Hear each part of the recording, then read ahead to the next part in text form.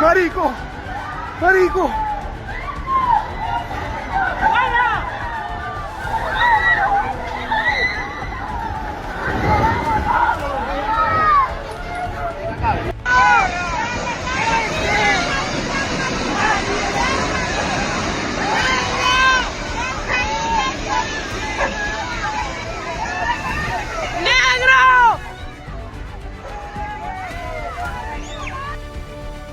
സെക്കൻഡുകളുടെ വ്യത്യാസത്തിലുണ്ടായ 2 ഭൂകമ്പങ്ങളിലായി തകർന്നടിഞ്ഞ Venezuela.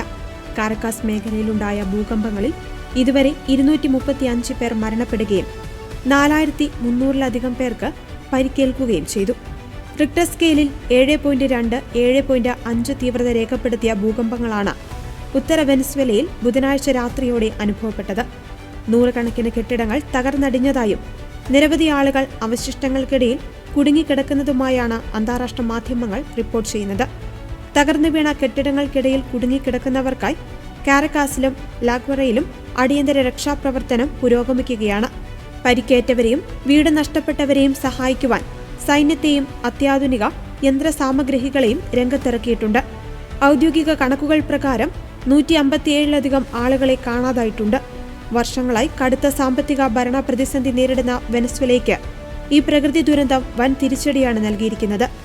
ദുരന്തത്തിന്റെ പശ്ചാത്തലത്തിൽ UK, US, Cuba, Mexico, China, Russia തുടങ്ങി നിരവധി രാജ്യങ്ങൾ അടിയന്തര ധനസഹായവും രക്ഷാപ്രവർത്തനത്തിനുള്ള പിന്തുണയും പ്രഖ്യാപിച്ചിട്ടുണ്ട്.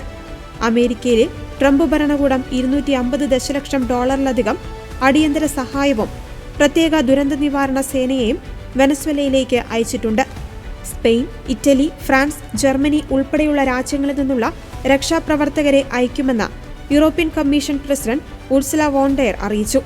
സാറ്റലൈറ്റ് ഇന്റർനെറ്റ് സേവന ദാതാക്കളായ സ്റ്റാർലിങ്ക് വെനസ്വേലയിൽ അടുത്ത 1 മാസത്തേക്ക് സൗജന്യ ഇന്റർനെറ്റ് സേവനം പ്രഖ്യാപിച്ചിട്ടുണ്ട്.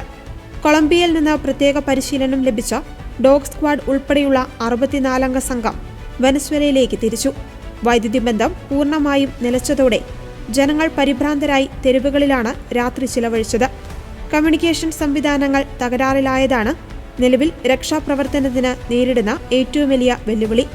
നിലവിലെ ആക്ടിംഗ് പ്രസിഡന്റ് ഡെൽസി റോഡ്രിഗസിന് ഈ ദുരന്തം രാഷ്ട്രീയപരമായും വലിയൊരു പരീക്ഷണമാണെന്നാണ് അന്താരാഷ്ട്ര നിരീക്ഷകർ വിലയിരുത്തുന്നത്. ലോകാരോഗ്യ സംഘടനയും വിവിധ UN ഏജൻസികളും മെഡിക്കൽ സഹായവുമായി രംഗത്തുണ്ട്.